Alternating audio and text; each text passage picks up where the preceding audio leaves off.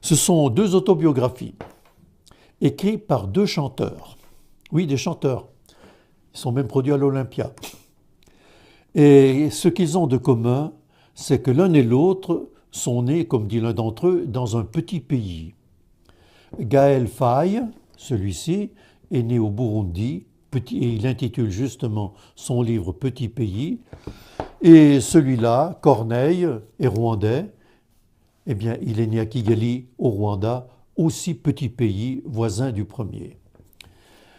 Ces deux hommes ont ceci de particulier qu'ils n'ont pas trempé dans le génocide, mais ils en furent les victimes, d'une certaine manière.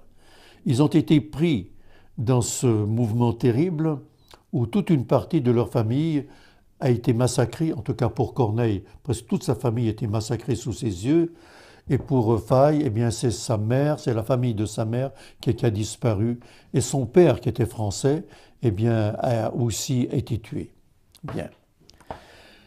Ce qui est paradoxal, c'est que l'un et l'autre, par des circonstances que je ne vous dis pas, mais que vous pourrez vous pourrez retrouver en lisant les livres, sont parvenus finalement à s'enfuir de cet enfer.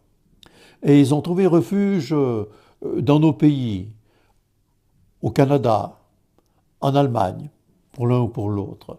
Et là, ils ont eu des nouvelles relations, évidemment, même des relations amoureuses. Ils ont fondé un foyer. Et ce qu'ils disent finalement dans leur biographie, malgré l'enfer qu'ils ont vécu au départ, ils n'ont qu'un seul désir, c'est d'y revenir. C'est d'y revenir.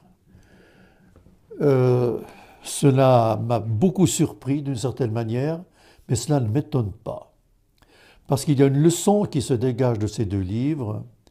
Quelle que soit la vie que l'on mène ici ou ailleurs, ce qui reste fondamental malgré tout, c'est ces liens ombilicaux qui nous relient finalement à notre famille, quel qu'a pu être le caractère de nos parents et qui nous relient aussi à ce petit coin de terre qui a été notre pays.